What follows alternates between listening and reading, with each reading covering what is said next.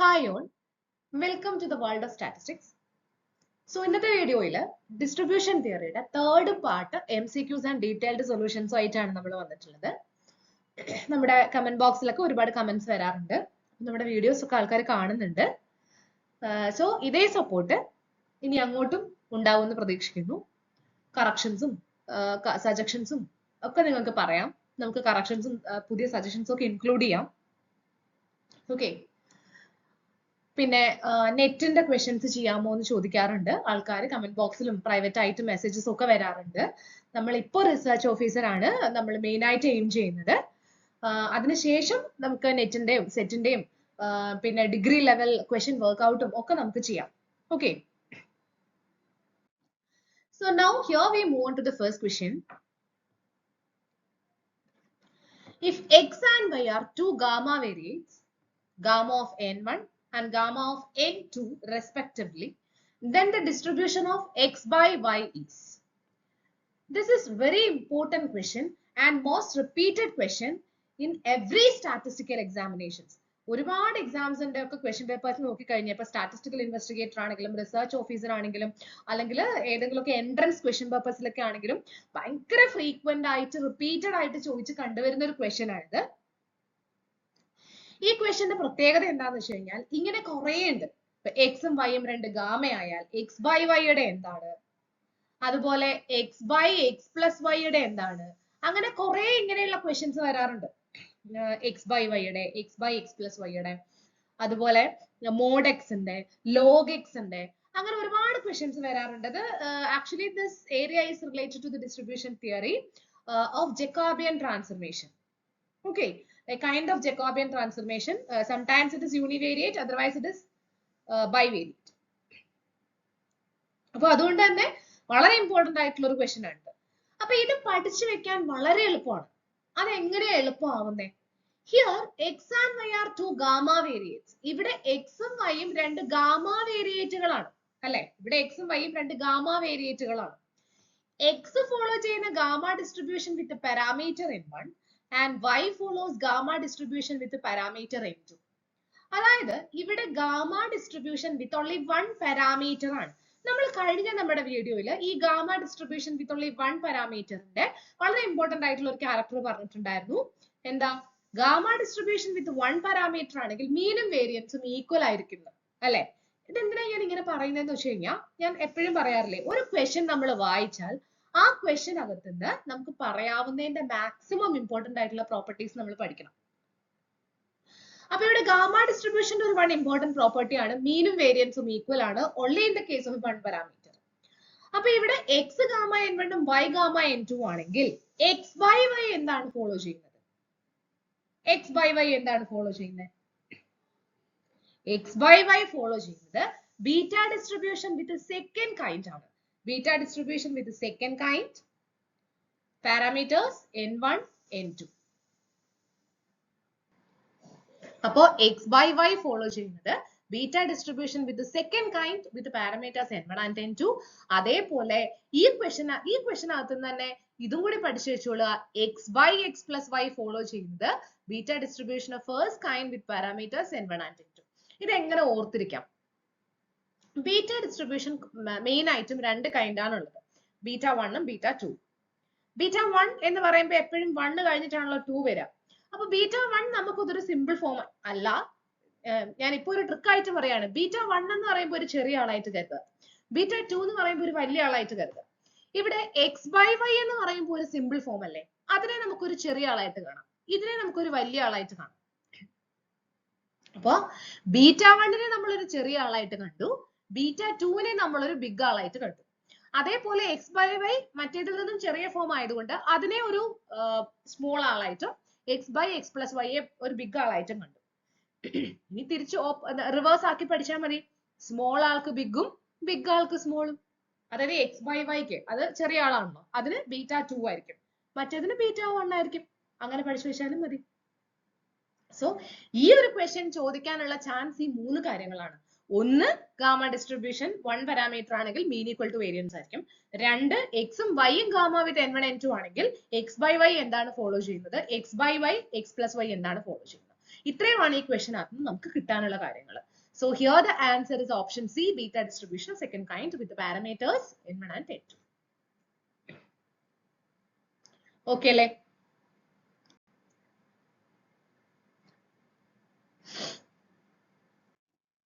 Second question.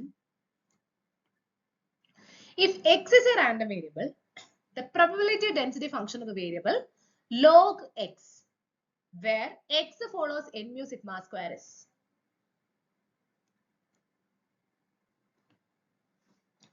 This is very important question.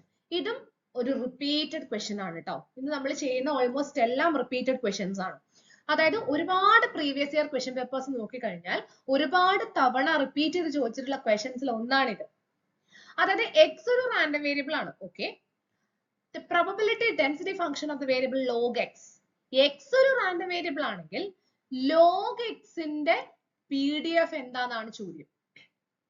ഇനി ആ x എന്ന് പറയുന്ന റാൻഡം വേരിയബിൾ വേറെ ആരുമല്ല, നമുക്കറിയാവുന്ന നോർമൽ റാൻഡം വേരിയബിൾ തന്നെയാണ്. ഇപ്പൊ നിങ്ങൾക്ക് മനസ്സിലായിട്ടുണ്ടാവില്ല എന്തായിരിക്കും? ഡയറക്റ്റ് പേര് പറയാതെ ഒരു സെന്റൻസ് വൈസിൽ പറഞ്ഞിരിക്കുകയാണ്. എക്സ് ഫോളോ ചെയ്യുന്ന നോർമൽ ഡിസ്ട്രിബ്യൂഷൻ ആണ്. അങ്ങനെയാണെങ്കിൽ ലോഗ് എക്സ് എന്താണ്? ഇതാണ് നമ്മൾ പഠിച്ചിട്ടുള്ള log normal distribution. Log normal distribution.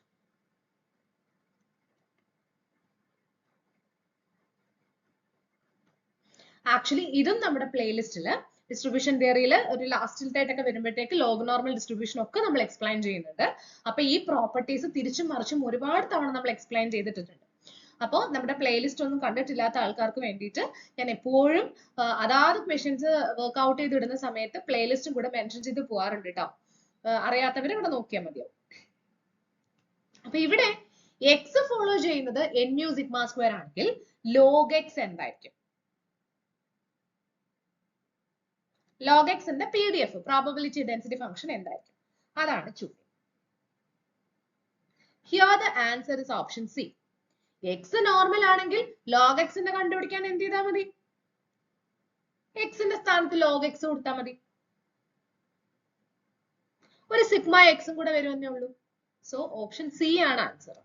അപ്പൊ ഈ ഒരു ക്വസ്റ്റ്യന് പുറമെ ഇവിടുന്ന് പ്രതീക്ഷിക്കാവുന്ന അല്ലെങ്കിൽ മോസ്റ്റ്ലി എക്സ്പെക്ട് ചെയ്യാവുന്ന വളരെ ഇമ്പോർട്ടന്റ് ആയിട്ടുള്ള രണ്ട് കാര്യങ്ങൾ പറഞ്ഞുതരാം. ഒന്ന്, എക്സ് ഫോളോസ് നോർമൽ ഡിസ്ട്രിബ്യൂഷൻ ആണെങ്കിൽ e raise to x follows log normal ആയിരിക്കും. ഓക്കെ, അതേപോലെ എക്സ് ഫോളോ ചെയ്യുന്നത് ലോഗ് നോർമൽ ആണെങ്കിൽ ലോഗ് എക്സ് ഫോളോ ചെയ്യുന്നത് നോർമൽ ആയിരിക്കും. ഈ രണ്ട് കാര്യങ്ങൾ പഠിച്ചു വെക്കാം. എക്സ് ഫോളോ ചെയ്യുന്ന നോർമൽ ആണെങ്കിൽ e raise to x follow ചെയ്യുന്ന ലോഗ് നോർമൽ ആയിരിക്കും. എക്സ് ഫോളോ ചെയ്യുന്ന ലോഗ് നോർമൽ ആണെങ്കിൽ ലോഗ് എക്സ് ഫോളോ ചെയ്യുന്ന നോർമൽ ആയിരിക്കും. ഓക്കെ, അപ്പൊ ഈ ഒരു സെക്കൻഡ് ക്വസ്റ്റ്യൻ പിന്നെ വളച്ചൊടിച്ച് ചോദിക്കാവുന്ന രണ്ട്, അത് മോസ്റ്റ്ലി എക്സ്പെക്ട് ചെയ്യാവുന്നതാണ് കേട്ടോ. ഈ രണ്ട് കൈൻഡ് ഓഫ് ക്വസ്റ്റ്യൻസ് ആണ്. Okay,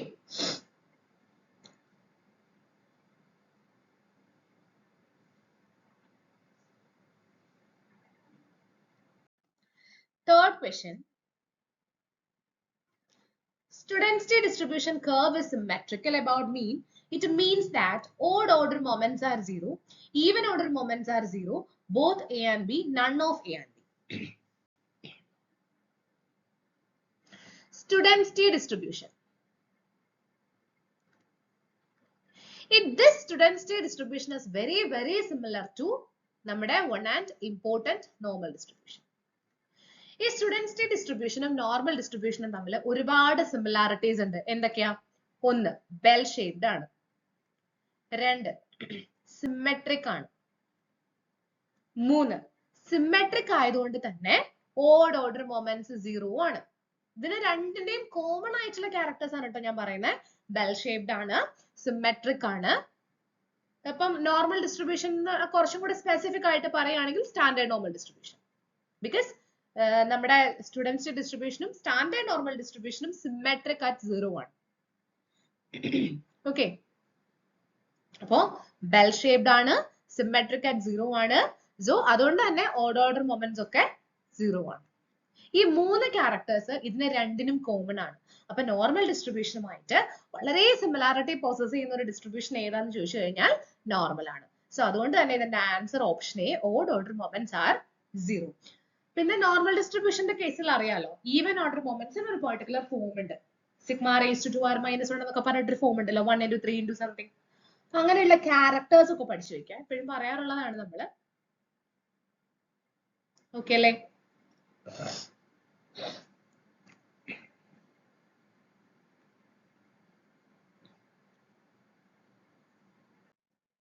Fourth question. If x follows n01 and y follows chi-square distribution divided by n degrees of freedom, then the distribution of the variate x by root y follows. അതായത് x follow ചെയ്യുന്നത് n01 ആണ്, y follow ചെയ്യുന്നത് chi-square random variable ആണ് divided by the degrees of freedom small n. Then നമ്മളോട് ചോദിച്ചിരിക്കുന്നത് x by root y ആണ്. Actually ഈ ഒരു ക്വസ്റ്റ്യൻ കാണുമ്പോൾ every statistical students including other subject got to the answer students t distribution. ശരിയല്ലേ? So in one way it is correct, students t distribution ആണ്. But some other way the correct answer is Fisher's t distribution.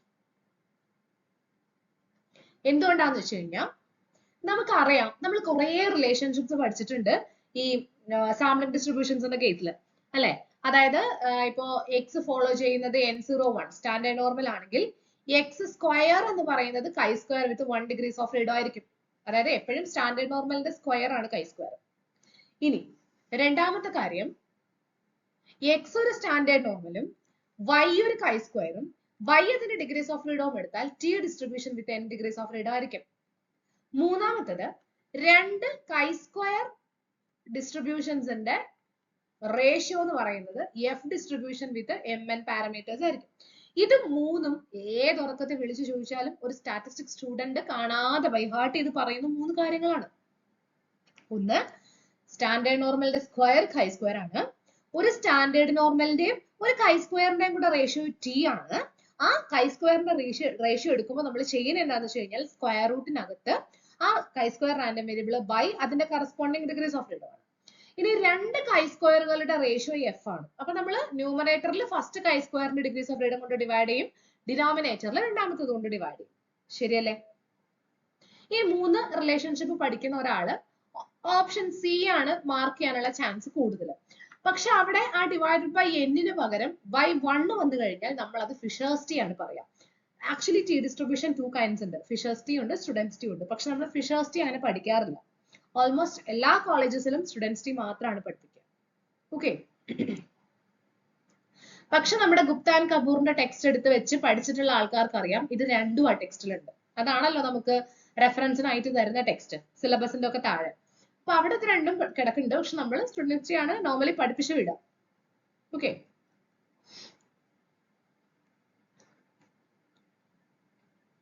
so here the answer is option B, Fisher's t distribution.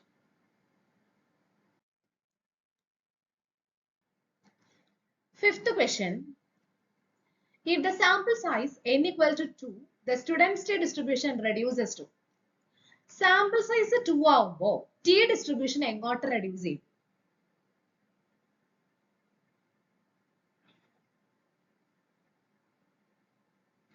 Actually sample size 2 ആവുമ്പോൾ t distribution with n-1 degrees of freedom എടുത്തു കഴിഞ്ഞാൽ t 2-1, that is t distribution with 1 degrees of freedom. That is actually Cauchy distribution. ഞാനേ കഴിഞ്ഞ ക്ലാസ്സിലെ video കഴിഞ്ഞ previous video ഇട്ട സമയത്ത് ഞാൻ പറഞ്ഞിട്ടുണ്ടായിരുന്നു, കോഷി എന്ന് പറയുന്നത് ആക്ച്വലി സിലബസിൽ അങ്ങനെ കണ്ടിട്ടില്ല. പക്ഷെ റാൻഡം ആയിട്ട് ഒരെണ്ണം പുറത്തുനിന്ന് വന്നാൽ വരാൻ ചാൻസ് ഉള്ള ഒരു ക്വസ്റ്റ്യൻ ആണ് കോഷിയുടേത്. ബിക്കോസ് സ്റ്റാറ്റിസ്റ്റിക്കലി ഒരുപാട് ഇമ്പോർട്ടൻസ് ഉള്ള ഒരു ഡിസ്ട്രിബ്യൂഷൻ ആണ് കോഷി ഡിസ്ട്രിബ്യൂഷൻ. ആക്ച്വലി മെയിൻകാർ പഠിക്കുന്നുണ്ട്, പക്ഷെ സബ്സിഡിയറിക്കാർക്ക് പഠിക്കാനില്ല. പക്ഷെ എന്ന് വെച്ച് ചോദിച്ചു വിടാനില്ല. അങ്ങനെ റാൻഡം ആയിട്ട് ഒരെണ്ണം ഇൻഡയറക്റ്റ് ആയിട്ട് വന്നാൽ വരാൻ ചാൻസ് ഉള്ള ഒരാളാണ് കോഷി ഡിസ്ട്രിബ്യൂഷൻ. അപ്പൊ ഇവിടുന്ന് നിങ്ങളൊന്ന് പഠിച്ചു വെച്ചോ, T distribution with 1 degrees of freedom is the Cauchy distribution. അപ്പോ n equal to 2 എന്ന് പറഞ്ഞാൽ n-1, that is 2-1, that is 1. So t distribution with 1 degrees of freedom എന്ന് പറഞ്ഞു കഴിഞ്ഞാൽ that is Cauchy distribution. Okay. അപ്പോ t distribution with 1 degrees of freedom, that is Cauchy distribution. Sixth question. The points of inflation of T distribution ആണ്. ഇതാണ് ഞാൻ പറഞ്ഞത്. നോർമലുമായിട്ട് ഒരുപാട് characters possess ചെയ്യുന്നുണ്ട്. അപ്പൊ നോർമലിനും പോയിന്റ്സ് ഓഫ് ഇൻഫ്ലേഷൻ ഉണ്ടല്ലോ, because it is bell shaped and kind of mode is there, അങ്ങനെ ഒരുപാട് ക്യാരക്ടേഴ്സ് ഉണ്ട്. അതേപോലെ തന്നെ ടി ഡിസ്ട്രിബ്യൂഷനും പോയിന്റ്സ് ഓഫ് ഇൻഫ്ലേഷൻ ഉണ്ട്. ടി ഡിസ്ട്രിബ്യൂഷന്റെ points of inflection plus or minus square root of n by n plus 2 ആണ്. So the answer is option C, plus or minus square root of n by n plus 2. Okay, plus or minus square root of n by n plus 2.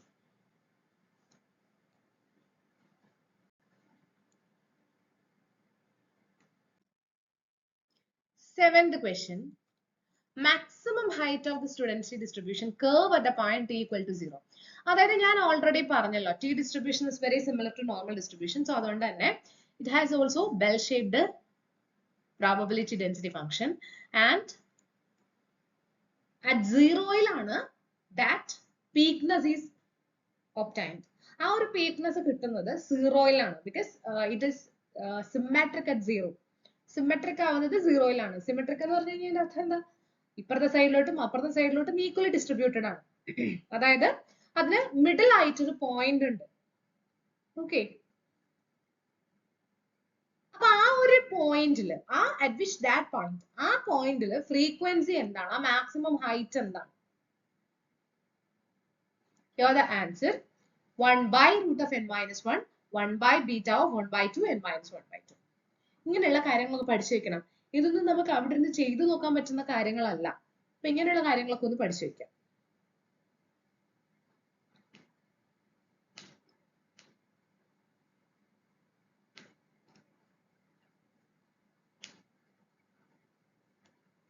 Okay അല്ലേ? Okay അല്ലേ? Next question. This is very important and frequently repeated question എന്ന് വേണമെങ്കിൽ പറയാം. എത്ര question paper എടുത്താലും ഇങ്ങനത്തെ ഒരു question എല്ലായിടത്തും കാണാറുണ്ട്. T distribution is used to test. T distribution എന്ത് ടെസ്റ്റ് ചെയ്യാനാണ് ഉപയോഗിക്കുന്നത്? The validity of a postulated value of a population mean to test the significance of sample correlation coefficient, to test the equality of the population means and all that. ഇത് കാണുമ്പോൾ തന്നെ നമുക്ക് കണ്ണു അടച്ച് എഴുതാൻ പറ്റും ഓപ്ഷൻ ഡി. എന്തുകൊണ്ടാ? First വായിച്ചു നോക്കിയേ. The validity of a postulated value of a population mean, that is H naught mu equal to mu naught. Obviously നമ്മൾ ടെസ്റ്റ് ചെയ്യാൻ പഠിക്കുന്നുണ്ട്. When in the case of small sample size. Small sample size ന്റെ കേസിൽ നമ്മൾ ഇത് ചെയ്യുന്നുണ്ട്. സംശയമുള്ളവര് നമ്മുടെ പ്ലേലിസ്റ്റിൽ പോവുക. ഞാൻ എപ്പോഴും പറയുന്നത് കണ്ടിട്ടില്ലാത്ത ആൾക്കാർക്ക് വേണ്ടിയിട്ടാണ്. നമ്മുടെ പ്ലേലിസ്റ്റിൽ പോവുക. പ്ലേലിസ്റ്റില് statistical investigator and research officer testing of hypothesis എന്ന് പറഞ്ഞിട്ടൊരു പ്ലേലിസ്റ്റ് ഉണ്ട് നമുക്ക്. ഞാൻ ഇത് പോസ്റ്റ് ചെയ്യുന്ന സമയത്ത് മെൻഷൻ ചെയ്തേക്കാം. അപ്പൊ ആ ടെസ്റ്റിംഗ് ഓഫ് ഹൈപ്പോത്തസിസില് സ്മോൾ സാമ്പിൾ ടെസ്റ്റ് എന്നുള്ള വീഡിയോ എടുത്തിട്ട് നിങ്ങൾ കണ്ടു നോക്കുക. അതിനകത്ത് നമ്മൾ ഇതെല്ലാം പറയുന്നുണ്ട്. ഓക്കെ, അപ്പൊ H naught mu equal to mu naught, ഇത് നമുക്ക് ആക്ച്വലി നമ്മുടെ നോർമൽ ഡിസ്ട്രിബ്യൂഷൻ ഉപയോഗിച്ചും ടെസ്റ്റ് ചെയ്യാൻ പറ്റും. അതേപോലെ ടി ഡിസ്ട്രിബ്യൂഷൻ ഉപയോഗിച്ചും ടെസ്റ്റ് ചെയ്യാൻ പറ്റും. നോർമൽ എപ്പോഴാ? ലാർജ് സാമ്പിൾ സൈസ് ആവുന്ന സമയത്ത്. അതേപോലെ സിഗ്മ നോൺ ആവുന്ന സമയത്ത്.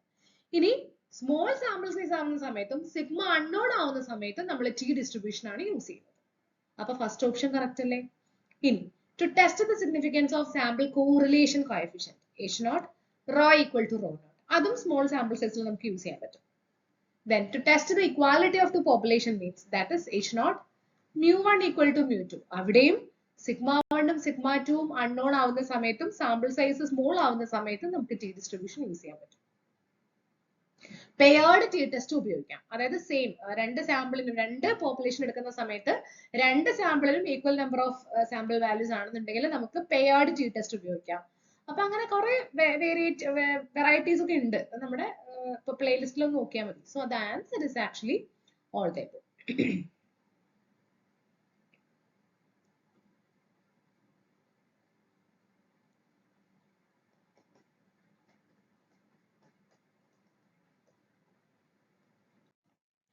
Ninth question.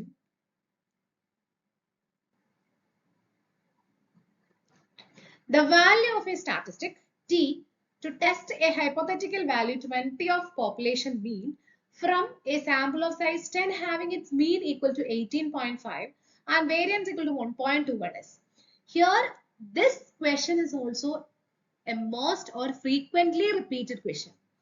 ഇത് PYQ ചെയ്ത നമ്മുടെ പ്ലേലിസ്റ്റ് ഉണ്ടല്ലോ, ആ PYQ പ്ലേലിസ്റ്റ് നോക്കിയാലും ഇതേപോലത്തെ ക്വസ്റ്റ്യൻസ് കാണാൻ പറ്റും, സിമിലർ ക്വസ്റ്റ്യൻസ് കാണാൻ പറ്റും.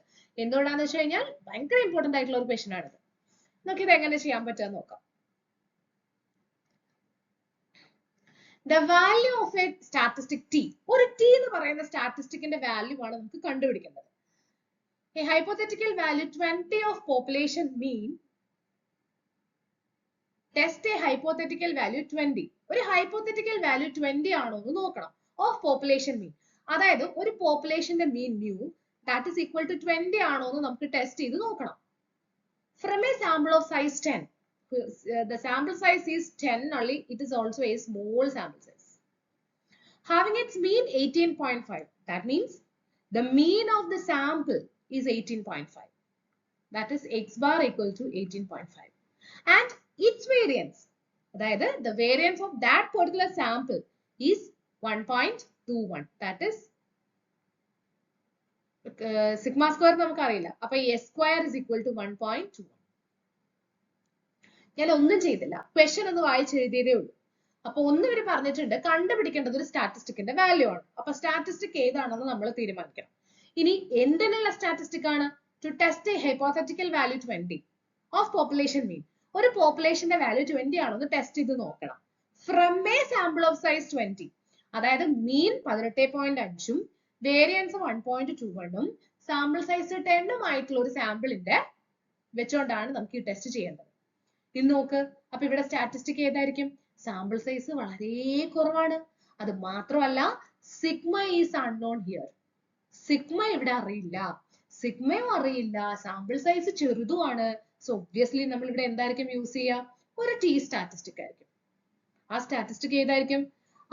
ഇവിടെയാണ് നമുക്ക് കുറെ ബൈഹാർട്ട് ചെയ്ത് വെക്കേണ്ടത്. കുറെ സ്റ്റാറ്റിസ്റ്റിക്കുകൾ നമ്മൾ ബൈഹാർട്ട് ചെയ്ത് വെച്ചേ പറ്റൂ. ഇവിടെ സ്റ്റാറ്റിസ്റ്റിക് ഏതാ? x bar minus mu into root n minus 1 by s. അപ്പോ 18.5 minus 20 into root n minus 1. That is root 9 divided by s. 1.21 into square root. Okay. So, ഇത് finally ചെയ്ത് കഴിയുമ്പോൾ the answer will be minus 4.31. Option D കിട്ടും. ഇത് വളരെ important ആയിട്ടുള്ള ഒരു question ആണ് കേട്ടോ. ഇതേപോലത്തെ ഒരു 10 എണ്ണമെങ്കിലും ചെയ്ത് പഠിച്ചോ. ഇതേപോലെ തന്നെ പെയർഡ് ടി ടെസ്റ്റ് വെച്ചും ചോദിക്കും.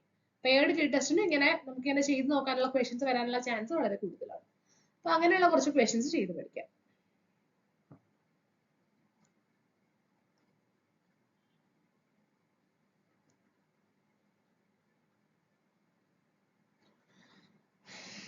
Okay. 10th question. A random sample of 17 items from a heap of machine parts gives a mean of 42 and standard deviation 6.25. The value of statistic T to test the hypothesis that the population mean is equal to 38 is.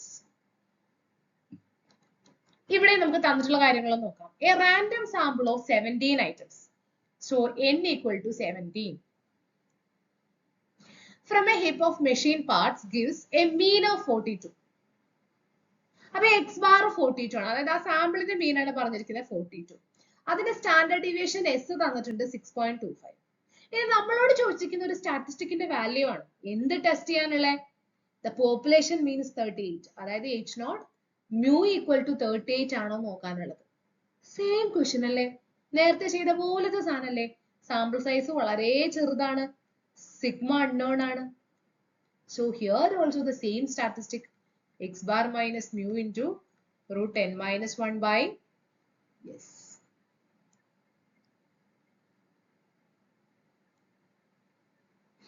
പിന്നെ ഒരു കാര്യം പറയട്ടെ, നേരത്തെ question ആണെങ്കിലും ഈ ക്വസ്റ്റ്യനിലാണെങ്കിലും നേരത്തെ ക്വസ്റ്റ്യനിലാണെങ്കിലും ഈ ക്വസ്റ്റ്യനിലാണെങ്കിലും x bar minus mu into root n by s ആണ് അവർ യൂസ് ചെയ്തിരിക്കുന്നത്. Actually root n minus 1 by s എന്ന് പറഞ്ഞാലും root n by s എന്ന് പറഞ്ഞാലും ടി സ്റ്റാറ്റിസ്റ്റിക് തന്നെയാണ് ബേസിക്കലി. ഓക്കെ, അതെന്റെ ഒരു കുഴപ്പം എന്താണെന്ന് വെച്ചാൽ നമ്മൾ ആക്ച്വലി പഠിപ്പിക്കുമ്പോൾ എപ്പോഴും √n-1 വെച്ചിട്ടാണ് പഠിപ്പിക്കുക. പക്ഷെ ഈ PSCയുടെ ക്വസ്റ്റ്യൻ പേപ്പേഴ്സിലൊക്കെ ഈ number of independent observations n എടുത്തിട്ടാണ് അവർ ചെയ്യുന്നത്. തൊട്ട് മുന്നത്തെ ക്വസ്റ്റ്യൻ ആണെങ്കിലും നിങ്ങൾ ഈ √n ഇട്ട് നോക്കിയാലേ ആൻസർ കിട്ടുള്ളൂ. ഇവിടെയും √n ഇട്ട് ചെയ്താലേ ആൻസർ കിട്ടുള്ളൂ. അപ്പൊ 42 minus 38 into √70 divided by 6.25. So here the answer is 2.64. Option A. 2.64.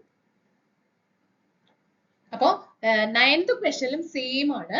√n ഇട്ട് തന്നെ ചെയ്ത് നോക്കണം കേട്ടോ. അപ്പൊ നിങ്ങൾ ചെയ്ത് നോക്കുമ്പോൾ ചിലപ്പോൾ ഈ വീഡിയോ കാണുമ്പോൾ നിങ്ങൾ √n-1 ഇട്ട് ചെയ്ത് നോക്കുമ്പോൾ ചിലപ്പോൾ നിങ്ങൾക്ക് കിട്ടിയില്ല എന്ന് വരും.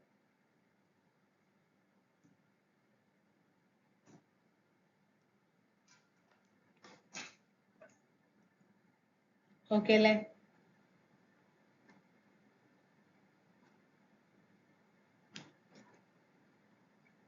Next question. The relation between the mean and variance of chi-square distribution with n degrees of freedom. ഇതും ഒരുപാട് ചോദിച്ച് കണ്ടിട്ടുള്ള ഒരു ക്വസ്റ്റ്യൻ ആണ് കേട്ടോ. chi-square ഡിസ്ട്രിബ്യൂഷനും മീനും വേരിയൻസും തമ്മിലുള്ള റിലേഷൻഷിപ്പ്. ആദ്യം നമുക്ക് chi-squareനെ പറ്റി പറയാം. chi-square എന്ന് പറയുന്നത് സ്റ്റാൻഡേർഡ് നോർമലിന്റെ സ്ക്വയർ ആണ്. ഇനി chi-squareന്റെ മീൻ എന്താ? n. വേരിയൻസ് എന്താ? 2n. അപ്പൊ നമുക്ക് ഇതിനെ എങ്ങനെ എഴുതാം? Variance is equal to 2 into mean എന്ന് എഴുതിക്കൂടെ? കാരണം n ആണ് മീൻ അല്ലേ? n എന്ന് പറയുന്നത് മീൻ ആണ്. അപ്പൊ 2 into mean എന്ന് എഴുതാം. അപ്പൊ എന്താ ശരിക്കുള്ള ആൻസർ വരുന്നത്? കണ്ട, അത് നേരെ തിരിച്ചാണ് ഇവർ ഇവിടെ തന്നിരിക്കുന്നത്. നമ്മൾ വേരിയൻസ് ഈക്വൽ ടു എന്ന് പറഞ്ഞിട്ടായിരിക്കും നോക്കുന്നത്. So option B, variance equal to 2 into mean.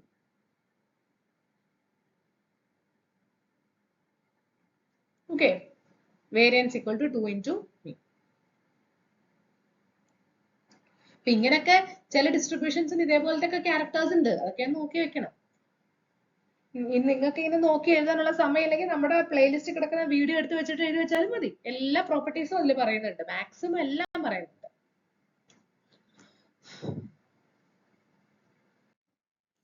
12th question. Mode of the chi-square distribution with n degrees of freedom lies at the point. chi-square distribution mode എന്താണ്? chi-square distribution മോഡും കുറെ എടുത്ത് ചോദിച്ച് ഞാൻ കണ്ടിട്ടുണ്ട് കേട്ടോ. chi-square distribution മോഡ് വാല്യൂ ചോദിച്ച് കണ്ടിട്ടുണ്ട്. chi-square distribution mode എന്ന് പറയുന്നത് n-2 ആണ്. chi-square distribution മോഡ് n-2 ആണ്. Option C. അതും എഴുതി വെച്ചോളാം. അപ്പൊ മീനും വേരിയൻസും മോഡും പഠിച്ചില്ലേ നമ്മൾ chi-squareന്റെ?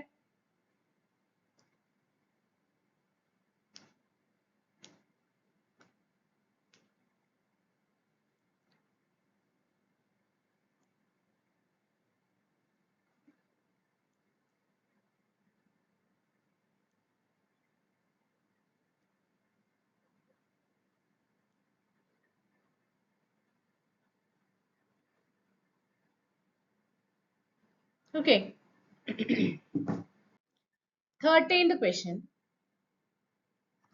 If x and y are distributed as chi-square distribution with n degrees of freedom, n1 and n2 degrees of freedom respectively, then the distribution of the variate x by y is.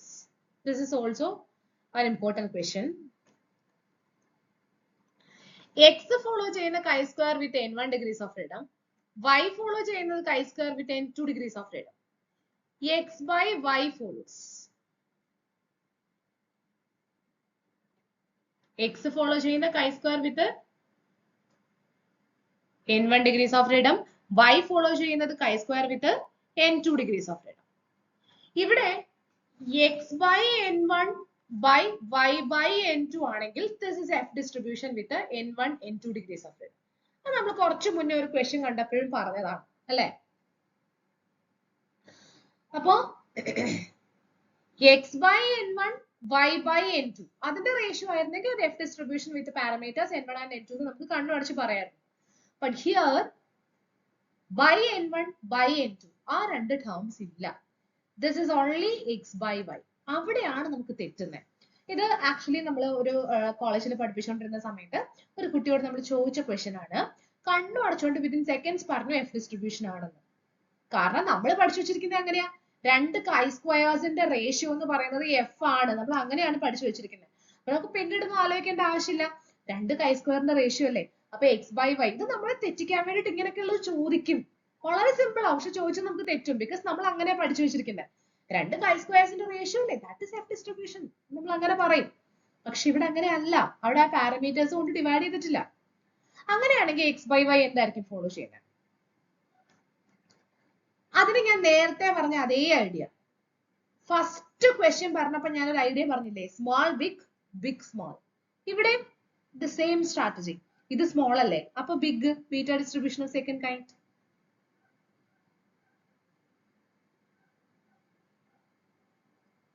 Sorry അത് gamma distribution മാത്രമേ ഉള്ളൂ കേട്ടോ, ആ ഒരു small big big small വരുന്നത്. ഇവിടെ beta distribution of first kind തന്നെയാണ് കേട്ടോ. Sorry, that's my mistake. Beta distribution of first kind തന്നെയാണ് ഇവിടെയും വരുന്നത്. Beta distribution of first kind with parameters n1/2, n2/2 അതാണ് വരുന്നത്. അപ്പൊ ഓപ്ഷൻ എ ആണ്. സോറി വീണ്ടും സോറി. ഇവിടെ സെയിം സ്ട്രാറ്റജിയാണ്, എല്ലാം വായിച്ചു കളയാം. ഇതുവരെ ഞാൻ പറഞ്ഞതൊക്കെ വായിച്ചു കളഞ്ഞു. നമ്മൾ എല്ലായിടത്തും നമുക്ക് സെയിം സ്ട്രാറ്റജി തന്നെയാണ് വരുന്നത്. ബിഗ് സ്മോൾ സ്മോൾ ബിഗ് എന്നുള്ള ഒരു ഓപ്ഷൻ തന്നെയാണ് കേട്ടോ. ഒന്നുമില്ല ആലോചിക്കാൻ, ദാറ്റ്സ് മൈ മിസ്റ്റേക്ക്. അതായത് ഈ ഒരു സ്ട്രാറ്റജി എല്ലായിടത്തും വർക്ക് ഔട്ട് ആവും. അതായത് സ്മോൾ ബിഗ് ബിഗ് സ്മോൾ എന്നുള്ള സ്ട്രാറ്റജി എല്ലായിടത്തും വർക്ക് ഔട്ട് ആവും. അതിപ്പോ ഗാമ ആണെങ്കിലും കൈ സ്ക്വയർ ആണെങ്കിലും എക്സ് ബൈ വൈ വരുന്നത് ബീറ്റ ഡിസ്ട്രിബ്യൂഷൻ ഓഫ് സെക്കൻഡ് കൈൻഡും X by X plus Y വരുന്നത് ബീറ്റ ഡിസ്ട്രിബ്യൂഷൻ ഓഫ് ഫസ്റ്റ് കൈൻഡും ആണ്. അകത്തുള്ള പാരാമീറ്റേഴ്സിന് മാത്രം ചെറിയ വ്യത്യാസം വരും. അവിടെയാണ് എനിക്ക് കൺഫ്യൂഷൻ ആയത്. കണ്ടോ, നമുക്ക് തന്നെ കൺഫ്യൂഷൻ ആവും, പറയുമ്പോൾ തന്നെ നമുക്ക് കൺഫ്യൂഷൻ ആവുന്നു. അപ്പൊ പിന്നെ എക്സാം ഹോളിൽ എന്തായാലും നമുക്ക് കൺഫ്യൂഷൻ ആവില്ലേ. അപ്പൊ ഇപ്പൊ ഇങ്ങനെ വന്ന സ്ഥിതിക്ക് നിങ്ങൾക്ക് ഇനി ഇത് ഓർത്തിരിക്കാലോ, ഇങ്ങനെ നമ്മൾ പറഞ്ഞ സ്ഥിതിക്ക് നമുക്ക് ഇത് ഓർത്തിരിക്കാലോ. അപ്പോ എക്സ് ബൈ വൈ ആണെങ്കിൽ beta distribution of second kind ആണ്, X by X plus Y ആണെങ്കിൽ beta distribution of first kind ആണ്. ഇനി അകത്തെ പാരാമീറ്ററിനാണ് ഗാമയിൽ നിന്നുമുള്ള വ്യത്യാസം. വിത്ത് പാരാമീറ്റർ n1/2 n2/2 ആണ്. ഇവിടെ n1/2 n2/2 ആണ്. ഒരു by2 അകത്ത് വരുന്നുള്ളൂ, ബാക്കിയൊക്കെ സിമിലർ ആണ് കേട്ടോ. ബാക്കിയൊക്കെ സിമിലർ ആണ്, ഒരു by2 കൂടെ എക്സ്ട്രാ വരും എന്നുള്ളതാണ് ആകെയുള്ള ഒരു ഡിഫറൻസ് എന്ന് പറയുന്നത്. Okay,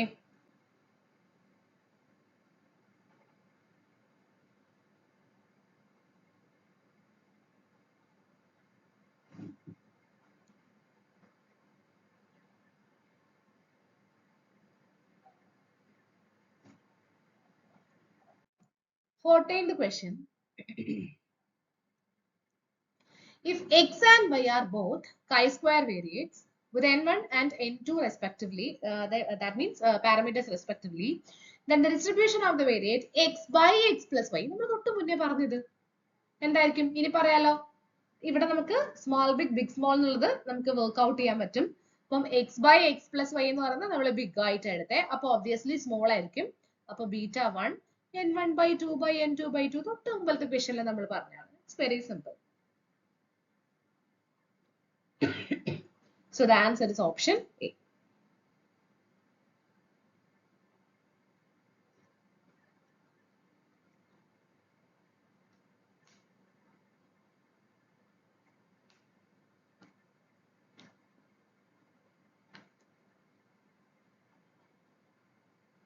Okay. So now here the last question.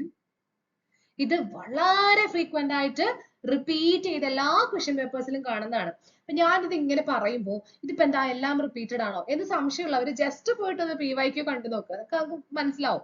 ഇതൊക്കെ PYQസിൽ വരുന്നതാണ്. അതായത് ഒരു എക്സാമിന്റെ അല്ല, ഞാൻ പല എക്സാംസിന്റെ കാര്യമാണ് പറയുന്നത്.